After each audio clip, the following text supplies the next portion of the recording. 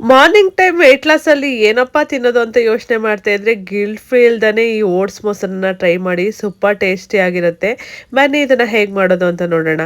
So ನಾನಿಲ್ಲಿ ಒಂದು bowl ತೊಗೊಂಡು ಒಂದು ಬೌಲಲ್ಲಿ 2 ಟೇಬಲ್ ಸ್ಪೂನ್ ಅಷ್ಟು ಚಿಯಾ ಸೀಡ್ಸ್ನ 15 ಮಿನಿಟ್ಸ್ ಮುಂಚೆನೇ ನೆನೆಸಿಡ್ತಾ ಇದ್ದೀನಿ.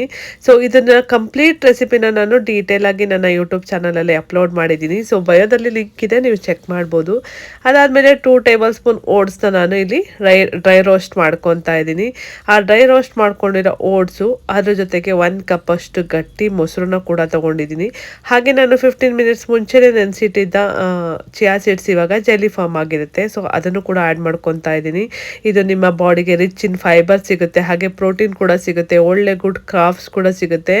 ಇದು ನಿಮಗೆ ಡೈಜೆಷನ್ ಆಗೋಕ್ಕೂ ತುಂಬಾ ಹೆಲ್ಪ್ ಆಗುತ್ತೆ, ಹಾಗೆ ವೆಯ್ಟ್ ಲಾಸ್ಗೆ ಒಂದು ಬೆಸ್ಟ್ ಫುಡ್ ಅಂತಲೇ ಹೇಳ್ಬೋದು. ಅದ್ರ ಜೊತೆಗೆ ಕುಕುಂಬರು, ಹಾಗೆಯೇ ನಾನಿಲ್ಲಿ ತುರಿದಿರೋ ಅಂಥ ಕ್ಯಾರೆಟ್ ಹಾಕ್ಕೊಂಡಿದ್ದೀನಿ. ಖಾರಕ್ಕೋಸ್ಕರ ಸ್ವಲ್ಪ ಹಸಿರು ಮೆಣಸಿನ್ಕಾಯಿ ಹಾಗೆಯೇ ಕೊತ್ತಂಬರಿ ಸೊಪ್ಪನ್ನು ಕೂಡ ಆ್ಯಡ್ ಮಾಡ್ಕೊಂಡಿದ್ದೀನಿ.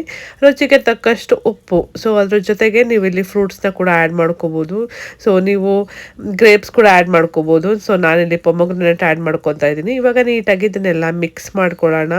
ಸೊ ಇದನ್ನು ನೀವು ವೆಯ್ಟ್ ಲಾಸಲ್ಲಿ ಗಿಲ್ಟ್ ಫ್ರೀ ಆಗಿ ತಿನ್ಬೋದು. ಸೊ ಒಂದು ಬೌಲ್ ತಿಂದ್ರೂ ಕೂಡ ಏನಾಗಲ್ಲ, ಹಾಗೆ ಹೊಟ್ಟೆ ಫುಲ್ ಆಗಿರುತ್ತೆ. ಈ ರೈಸಲ್ಲೇ ಮೊಸರನ್ನ ತಿಂತಾ ಇದ್ದೀರಾ ಅಂದರೆ ಒಂದ್ಸಾರಿ ಈ ಥರ ಮೊಸರನ್ನ ಟ್ರೈ ಮಾಡಿ ನೋಡಿ. ನೆಕ್ಸ್ಟ್ ಟೈಮ್ ನೀವು ಕಂಪ್ಲೀಟಾಗಿ ಇದಕ್ಕೆ ಅಡಿಕ್ಟ್ ಆಗ್ತೀರಾ ಅಂತ ಹೇಳ್ಬೋದು.